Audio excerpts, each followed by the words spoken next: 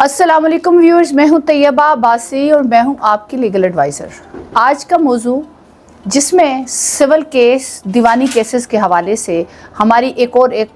किस्त है, जिसमें आपको ये एक्सप्लेन करेंगे कि ये 710 यानी केस वापस कर दिया जाना, रिटर्न ऑफ प्लेंट क्या होता है, और एक 711 है जो कि बहुत नॉर्मली सुना जाता है। वो क्या होता है जिसके तहत प्लेंट यानी दावा रिजेक्ट कर दिया जाता है। मैं कोशिश करूंगी कि इन दोनों टॉपिक्स को आपको जल्दी से बता दूं।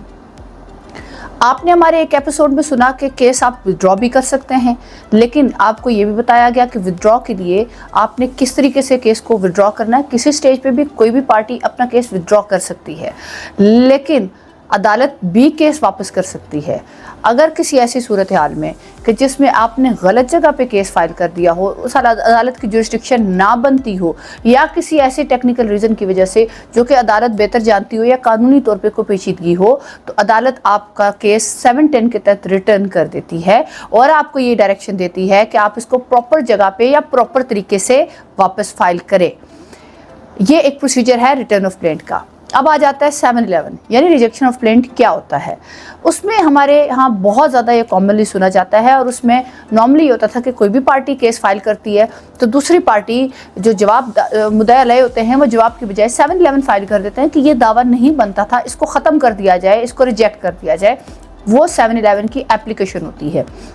711 मोस्टली किन ग्राउंड्स पे दी जाती है? उसमें सबसे पहले ये कहा जाता है कि कॉज ऑफ एक्शन, जो मैंने पहले बताया कि यानी कि ये दावा नहीं बनता, ये कॉज ऑफ एक्शन यानी ये रीज़न ही नहीं है, और जिस वजह से ये वजह अनाद बताई गई वो तो थी नहीं, या इसका कोई ग्राउंड नहीं बनता, लिहाजा ये केस ख़त्म किया जाए। दूसरी ग्राउंड यानी अंडर वैल्यू कोई केस फाइल कर दिया जाए, उसकी वैल्यूएशन कम लिखी जाए, कोर्ट फीस ना लगाई जाए, उस ग्राउंड पे भी केस रिजेक्ट हो सकता है। और तीसरा ग्राउंड 711 का बार्ड बाय लॉ, यानी ये केस किसी भी ग्राउंड पे, जैसे हमने आपको डिस्कस किया रेस जुडिकेटा, यानी ये केस पहले डिसाइड हो चुका है, या ये केस कहीं पे पेंडिंग है, या इस तरह के कोई ग्राउंड्स हैं जिन पे ये केस बार्ड बाय लॉ है, ये केस फाइल नहीं हो सकता, तो इन ग्राउंड्स पे केस रिजेक्ट हो सकता है। ये केस रिजेक्शन ऑफ केस के लिए 711 फाइल किया जाना का सबसे बड़ा मकसद ये होता है, अदालत कानून ने इसको इसलिए रखा हुआ कि नॉर्मली जो फेक लिटिगेशन कर दी जाती है और सालों लोगों को उस लिटिगेशन के अंदर डाल दिया जाता है, तो इनिशियली ही ऐसे केसेस जो फेक होते हैं, फ्रिवोलस लिटिगेशन होती है, किसी को बेजा परेशान करेंगे, उस केस का कोई फेट नहीं हो सकता,